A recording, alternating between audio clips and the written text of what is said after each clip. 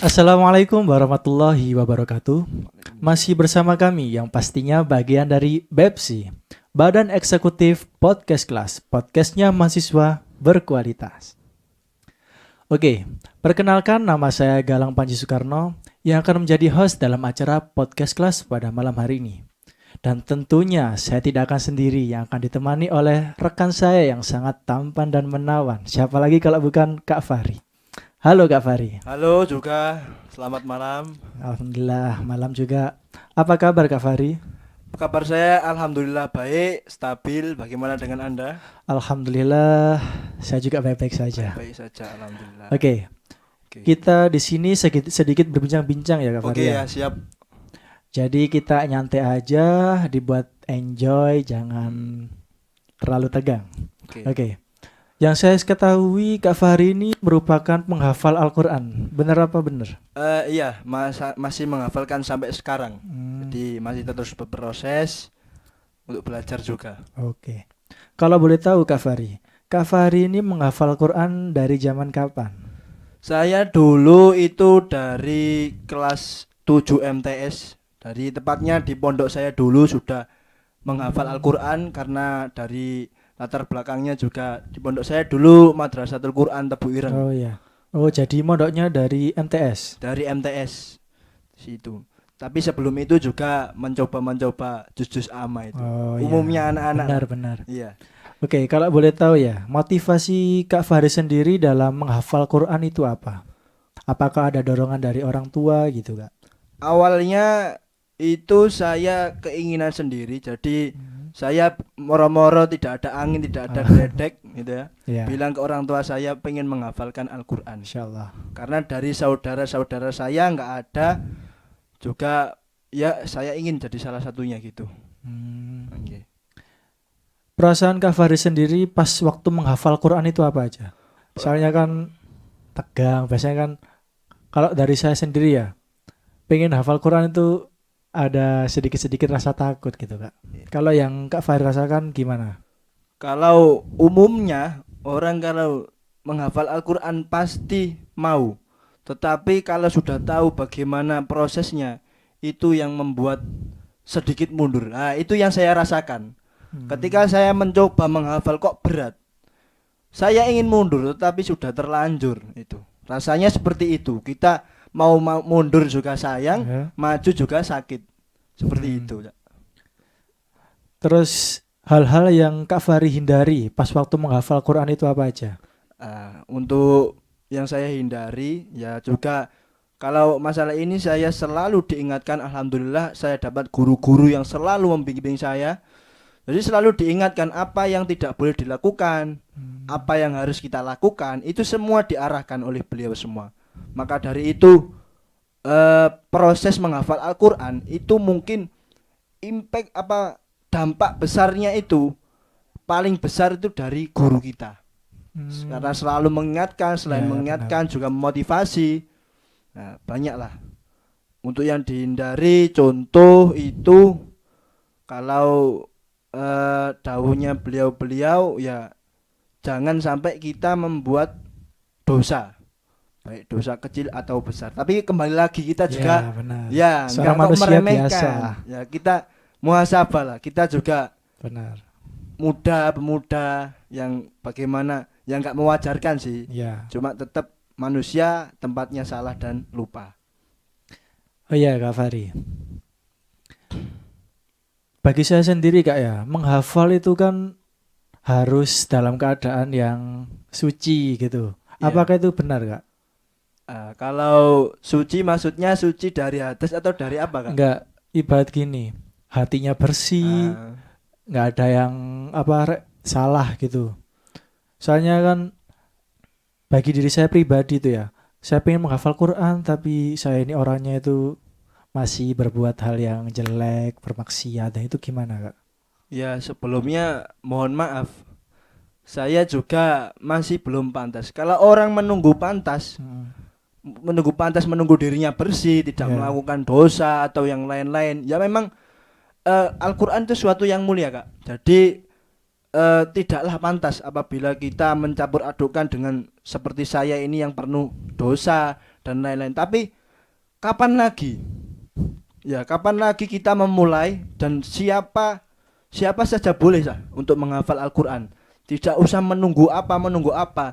Karena kalau kita tidak mulai melangkah, terus kita merasa tidak pantas, terus siapa yang akan menjadi generasi-generasi yang menghafal? Oh iya, benar-benar juga. Seperti itu. Jadi semuanya pantas, Kak.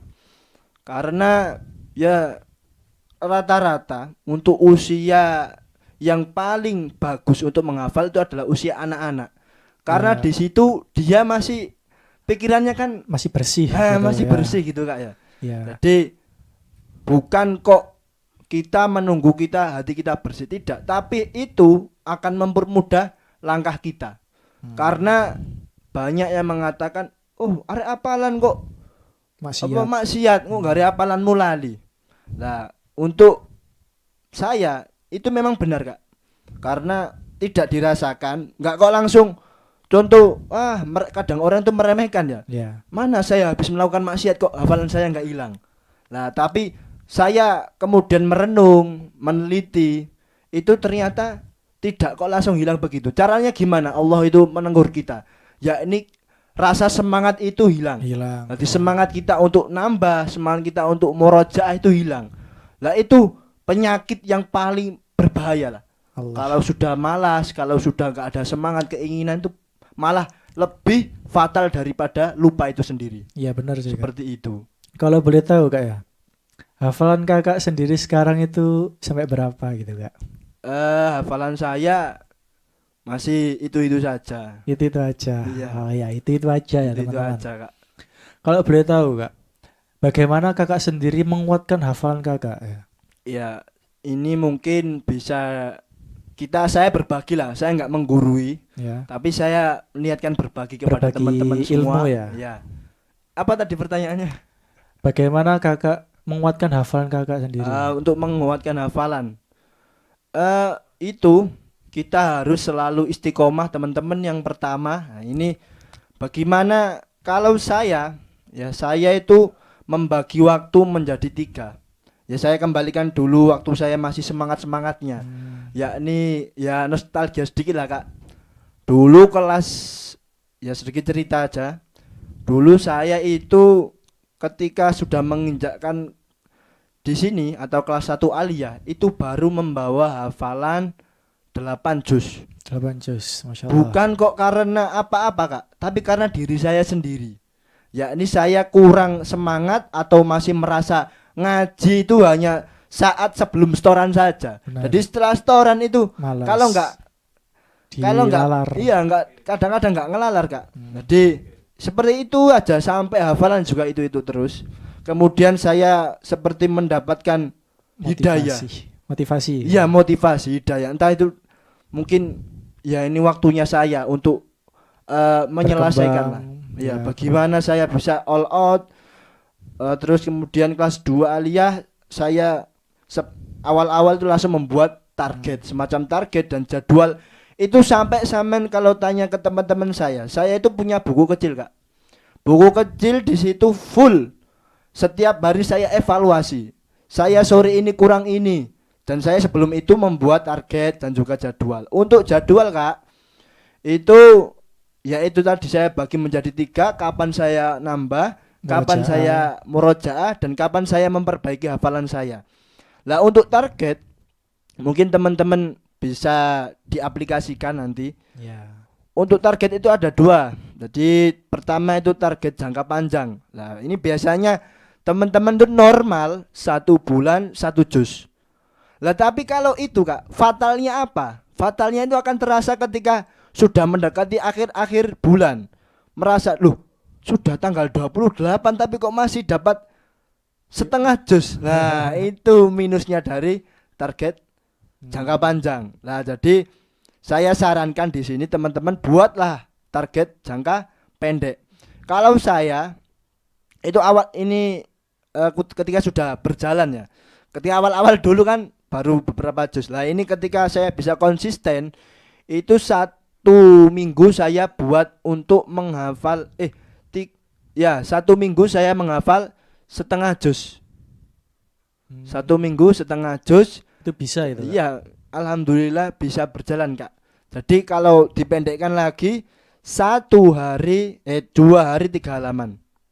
2 hari 3 halaman. Ya, Udah 2 hari banyak 3 itu, Kak. halaman berarti berapa? Ya, sisa 1 2 hari. hari untuk 1 halaman. Nah, seperti itu. Dan alhamdulillah mungkin ya, mungkin akan terasa berat awal-awal. Ya, ini tip aja.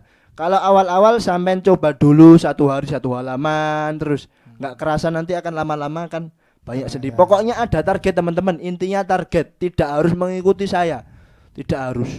Ya, soalnya Intinya kan target. target itu juga diimbangi sama semangatnya juga. Iya. Kalau ada Ya, target, insya Allah sudah semangat. Ya, Karena soalnya dia dibangunkan oleh targetnya benar, sendiri. kita ada Ah. niatan untuk menambah hafalan. Kan. Apalagi kalau ditempel di lokernya sendiri, Allah. nanti buka loker, oh saya ada target hari ini. Oh berarti saya harus langsung wudhu, langsung bergegas. Kemudian kalau nggak dilakukan, Kak, sudah tengah malam saya itu pernah. Tengah malam target saya gak tercapai, saya buka lemari, saya malu. Ini tulisan saya sendiri loh, kok gak tak lakoni. Insya Allah. Seperti itu ya. Nah itu gambarannya aja. Oke, Kak. Dari yang tadi Kak bilang 2 hari 3 halaman itu Iya. lancar semua apa masih gratul-gratul? Nah itu untuk lancaran kita tetap menyisihkan 1 juz hafalan baru kita baca setiap hari, Kak. Jadi kalau lancaran tidak langsung, pokoknya bisa saya storekan, Ya. tetap saya jaga. Lah untuk lancarnya itu menunggu momen. Maksud saya kan saya tadi ada waktu untuk lancaran sendiri. Ya, benar. Nah itu di lain waktu nambah. Jadi saya lancarkan ada waktunya sendiri. Itu. Untuk murojaah teman-teman bisa lah digunakan untuk waktu-waktu yang sudah dirasa malas ya. Maksud saya gini, kalau untuk waktu-waktu yang optimal, waktu yang bagus untuk menghafal kan habis subuh, Benar. kemudian habis maghrib atau setelah sholat fardu. Jadi itu kalau bisa dialokasikan untuk kita menambah hafalan. Lah, maksud saya apa? Di lain waktu itu kita gunakanlah untuk murojaah. Nah, biasanya saya itu menempatkan di setelah duhur, Kak, karena sudah capek sekolah. Ya. Nah, kemudian wis daripada gak ngaji gitu, daripada kita guyon, mending kita murojaah. Murojaah. Ya jujur saya pengalaman saja.